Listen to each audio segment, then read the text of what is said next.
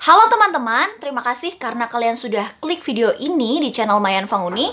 Karena di video kali ini aku bakal sharing sama kalian seputar pengalaman kuliah S1 3,5 tahun full beasiswa PPA.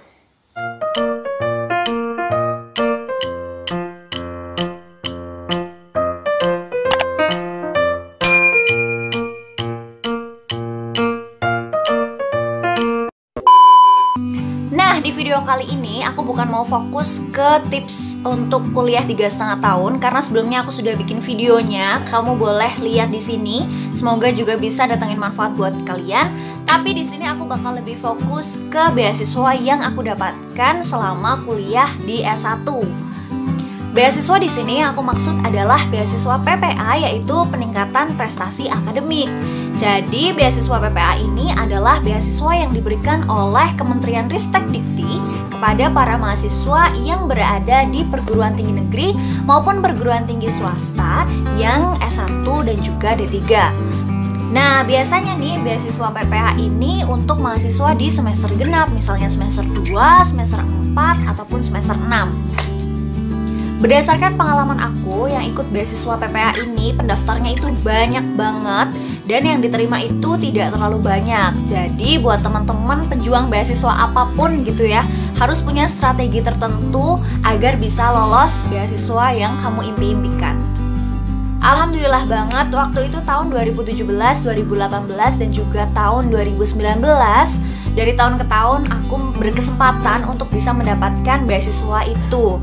Dan pastinya teman-teman yang lagi nonton video ini, semoga juga kalian bisa mendapatkan beasiswa yang kalian impikan, baik itu beasiswa PPA maupun beasiswa lainnya. Aku waktu itu pertama kali ikut beasiswa PPA ini saat di semester 2. Jadi waktu itu aku dapat informasi dari dosen jurusanku, jurusan pendidikan sosiologi.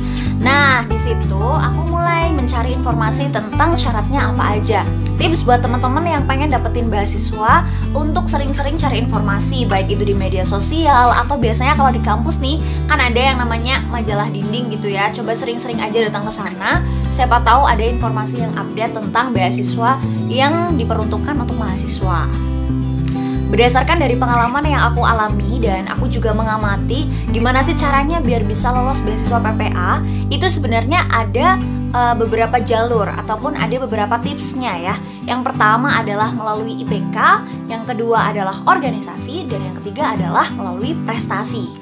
Kalau dari pengalaman aku, minimal untuk bisa daftar beasiswa PPA itu punya IPK 3,0 ya, itu minimal.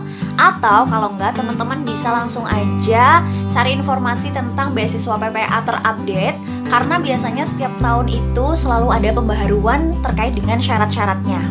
Waktu semester 2, waktu pertama banget aku ikut beasiswa PPA, IPK aku itu sekitar 3,7 ya. Jadi alhamdulillah bisa ikut atau bisa lolos dari syarat IPK itu. Dan waktu di semester 4 itu 3,8, dan pas waktu di semester 6 kurang lebih 3,8, tapi cuman beda di komanya aja. Jadi alhamdulillah masih tetap bisa daftar beasiswa PPA.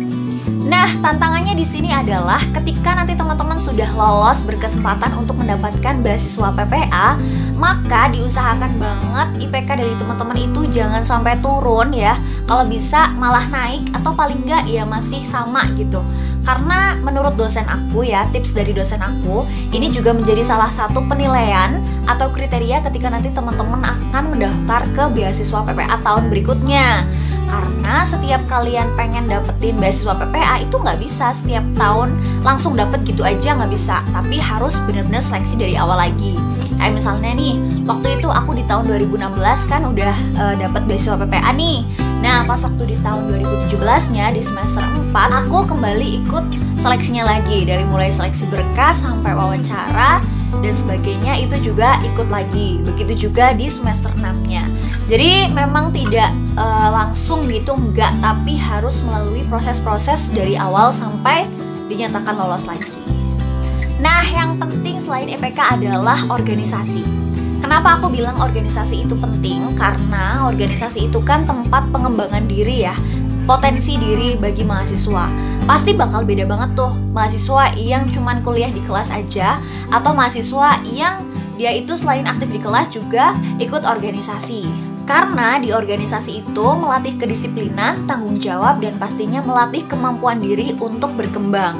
Jadi yang perlu diingat adalah ketika teman-teman punya IPK tinggi nih, jangan langsung kalian tuh bangga dulu atau jangan langsung senang dulu gitu loh.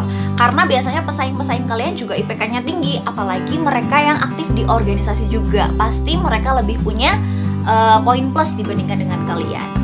Misalnya kalian IPK-nya 3,8 atau 3,9 deh. Nah, tapi teman kalian nih IPK-nya itu 3,7, sedangkan dia itu ikut banyak organisasi. Apalagi kalau dia bisa membuktikan dengan sertifikat-sertifikat atau kegiatan-kegiatan yang sudah dia alami, maka itu bisa jadi saingan terberatnya kalian.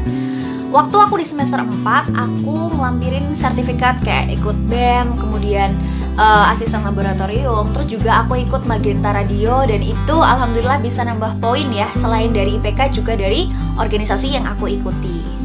Jadi buat teman-teman yang pengen dapetin beasiswa apapun atau untuk mahasiswa baru nih ya yang masih semangat-semangatnya buat belajar, semangat-semangatnya jadi beasiswa, ayo kalian pasang target, misalnya IPK-nya harus sekian, terus ikut organisasi apa supaya ketika kalian ada pendaftaran beasiswa kalian bisa punya poin plus untuk bisa lolos di beasiswa yang kamu impikan. Hal ketiga yang bisa bikin kamu dapetin poin plus lolos beasiswa PPA adalah prestasi. Nah, kenapa prestasi? Ya udah tentu banget ya, orang yang punya prestasi sama nggak punya prestasi itu beda. Dan di sini prestasi yang aku maksud itu nggak cuma prestasi akademik aja, tapi non akademik juga bisa kalian gunakan untuk mendaftar beasiswa PPA. Karena teman-teman aku waktu itu juga banyak gitu, kayak misal mereka aktif di sepak bola, mereka menang di futsal, di basket, ataupun bahkan di bela diri gitu ya. Bisa kalian gunakan untuk mendaftar beasiswa PPA. Atau buat teman-teman yang suka ikut debat, buat teman-teman yang suka ikut karya ilmiah mahasiswa, itu juga bisa. Ngomong-ngomong soal prestasi nih, waktu itu aku inget banget di semester 2 untuk pertama kalinya aku mendaftar beasiswa itu, aku menggunakan satu sertifikat, yaitu pakai kayak kejuaraan lomba pidato gitulah. Jadi aku pakai itu aja. Nah, alhamdulillahnya bisa lolos. Terus waktu di semester 4 dan juga di semester 6, aku tambahin tuh dengan sertifikat kayak di penulisan artikel terbaik, terus lomba esai nasional, duta inovasi, dan sebagainya. Jadi buat teman-teman yang sudah ikut banyak kegiatan, bahkan prestasi ya, itu sertifikatnya disimpan aja. Karena itu sangat membantu teman-teman untuk bisa menambah poin ketika teman-teman mengikuti beasiswa jenis apapun. Nah, jadi buat teman-teman mahasiswa atau khususnya mahasiswa baru nih yang masih semangat-semangatnya ya buat belajar, yang masih on fire banget, teman-teman udah mulai untuk pasang target, misalnya pengen IPK-nya berapa, ikut kegiatan pengembangan diri yang seperti apa, dan lain sebagainya untuk persiapan ikut beasiswa.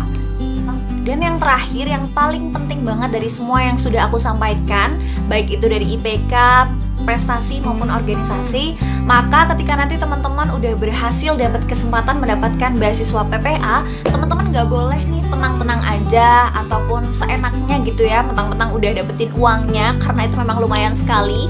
Tapi teman-teman juga harus melaksanakan kontrak dengan pihak beasiswa.